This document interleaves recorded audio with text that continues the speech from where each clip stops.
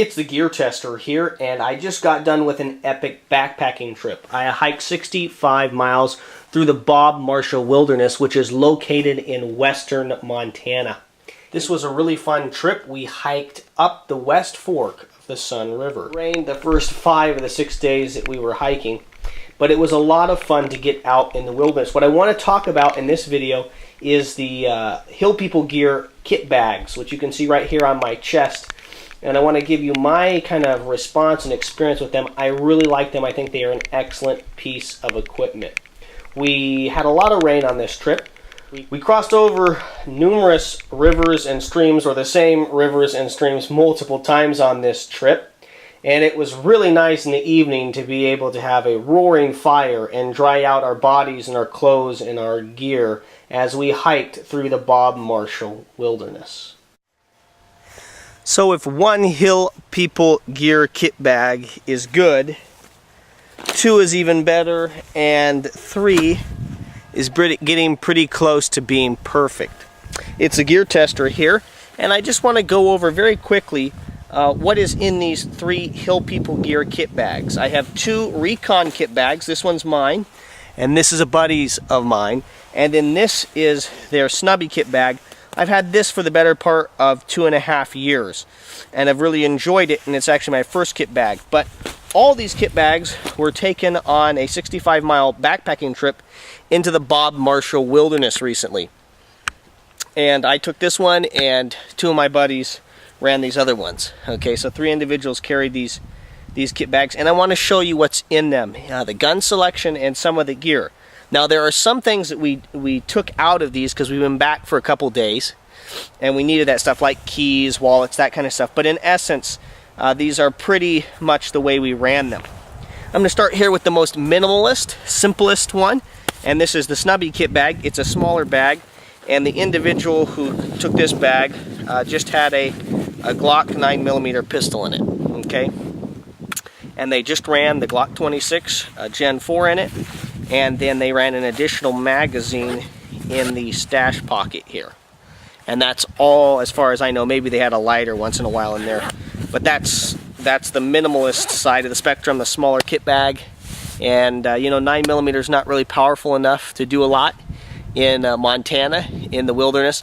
But it does allow you to have a firearm, okay? So there's that. This is my kit bag, but my buddy ran it. Here is one on the heavier side of things. This is the Recon kit bag. Both these are the Recon kit bags. They are thin and they have this MOLLE webbing. We got them because we needed them quickly, and this is what was in stock.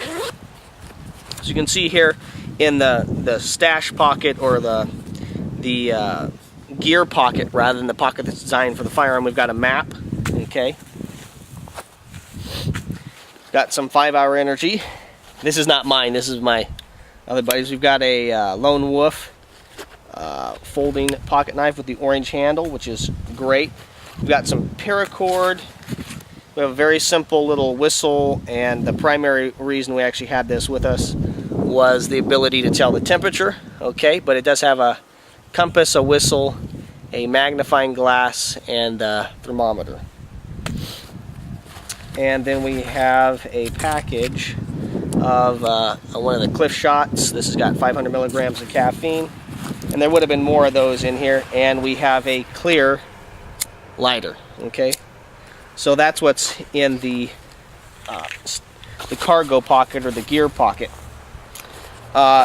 You know, I have, as I've helped my friends purchase these and look at these, I have stayed away from the full kit bags because I think the likelihood, you know, they have a secondary internal pouch. They have the external, then they have an internal pouch, and then they have the weapon pocket.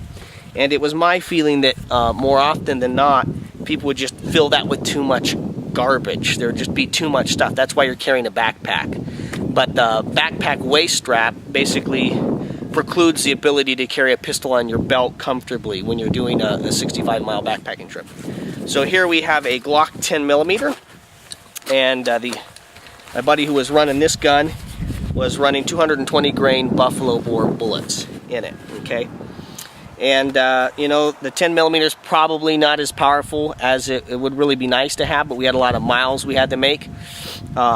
In my little bit of testing and kind of looking at 10 millimeter versus 357 Magnum, they seem to be basically comparable to me.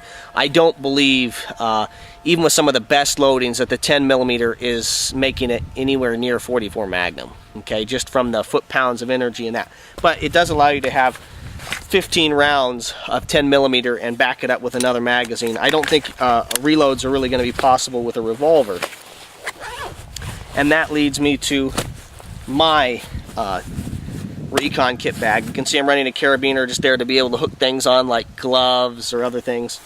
I was running the stabilizing strap from Hill People Gear. This is like a $12 add-on, and I actually took it off my snubby kit bag. You can see here in the stash pocket I have some ibuprofen.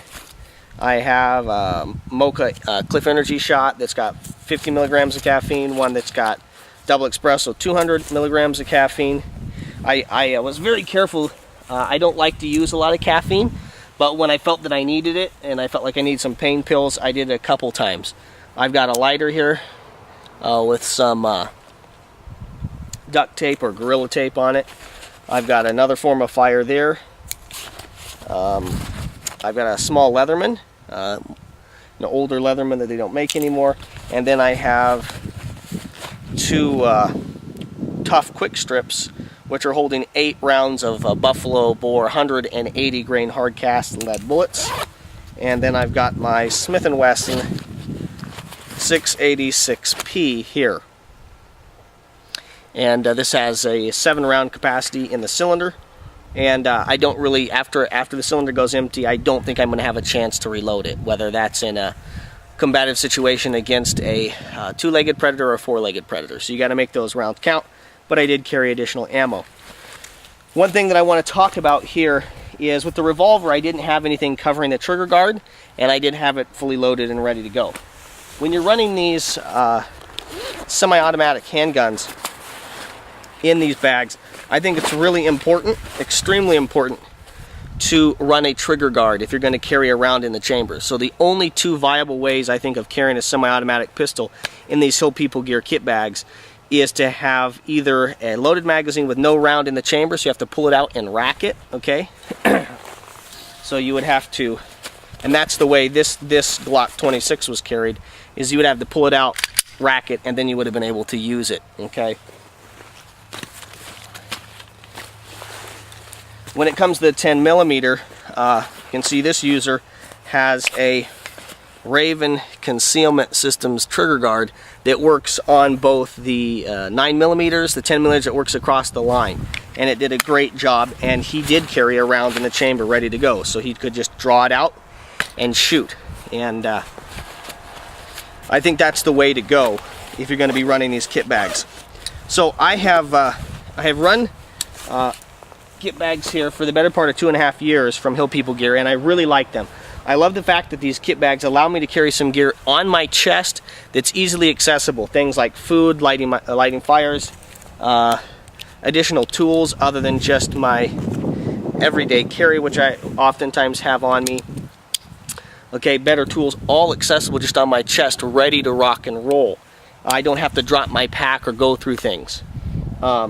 And I also love the fact that they allow me to have a firearm, okay, easily accessible. And I will put some footage of us shooting these guns, maybe just the 357 Magnum and the 9 here, from the Hill People Gear chest rig and drawing them. Now you're going to need to practice that. That can be, I think that can be potentially dangerous if you're not, well, it is dangerous, okay? You're drawing and not muzzling yourself. You're going to muzzle yourself some, but being intentional about minimizing the amount of muzzling that you're doing to your body and those around you, as well as keeping your finger off the trigger, which is especially important with the semi-automatic handguns. Easy to just cap a round off right through your shoulder, your arm, your hand as you're drawing. And as you go to reholster, not shooting yourself in the chest. With the revolver, I think it's less of an issue just because you've got that long double action trigger pull, okay? But those are things to consider. I really like that the Hill People Gear kit bags allow you to have a weapon easily accessible when you're carrying a pack. And I don't know of any other system that allows you to do this as comfortably and allows concealment. I've been experimenting recently with a Safariland thigh rig or drop rig for pistols, and that's a great way to carry a pistol and have it easily accessible if you've got to get it below your belt line because of the straps of a backpack, but it's not concealed, and I really like that these were concealed. On this backpacking trip that I went on, I saw many people with firearms. I actually carried my .357 Magnum and a lever action rifle for the 65 miles. I saw nobody else out there with a rifle, and most people had pistols that were closer to, nobody seemed to be running .357 Magnums, 10 millimeters, 44 Magnums. They all seemed to be running 45s or 40s in a semi-automatic configuration, but they were all visible. Some people had them just kind of stuffed in the back, kind of water bottle packet of their backpack. Some people had them attached to their waist strap on their backpack, and what I don't like about that is if you take your backpack off, now what are you going to do with your pistol? So I really, really like the Hill People Gear kit bags. When you're in the wilderness and you need to go to the bathroom, I found that I didn't take that rifle with me, okay? Once in a while I did, but you have to set the rifle down. I'm able to go to the bathroom with the Hill People Gear kit bag on my chest still and be able to access my firearm in the very rare case that a bear, and that's primarily what I'm worried about in Montana, bumps into me while I'm going to the bathroom. I mean, think about it. I'm being quiet. I'm trying to not make I'm not going to be making a lot of movement, and that bear may be making its way around my campsite trying to figure out how it's going to get my food and may just bump into me. And if my pants are down around my legs and my holster's down there, or I'm trying to hold my pistol, it just doesn't work. But the Hill People Gear kit bag does a great job of allowing me, I mean, maybe it sounds funny, but allowing me to stay armed and ready to respond to a dangerous conflict with a predator in the woods when I'm going to the bathroom. So allowing you to hike easily in a concealed manner and access that firearm with a large backpack and a lot of weight on, and then also allowing you when you're just doing basic things around the camp. I find that I kept it on, and when I slept, a couple nights I kept it on ready to go, and also when you're going to the bathroom. So those are kind of the reasons I really like the Hill People Gear kit bags. It's the Gear Tester here, and I just got done with an epic backpacking trip. I hiked 65 miles through the Bob Marshall Wilderness, which is located in western Montana. This was a really fun trip. We hiked up the West Fork of the Sun River. It rained the first 5 of the 6 days that we were hiking, but it was a lot of fun to get out in the wilderness. What I want to talk about in this video is the Hill People Gear kit bags, which you can see right here on my chest. And I want to give you my kind of response and experience with them. I really like them. I think they are an excellent piece of equipment. We had a lot of rain on this trip. We crossed over numerous rivers and streams, or the same rivers and streams, multiple times on this trip. And it was really nice in the evening to be able to have a roaring fire and dry out our bodies and our clothes and our gear as we hiked through the Bob Marshall Wilderness. So if one Hill People Gear kit bag is good, 2 is even better, and 3 is getting pretty close to being perfect. It's a Gear Tester here, and I just want to go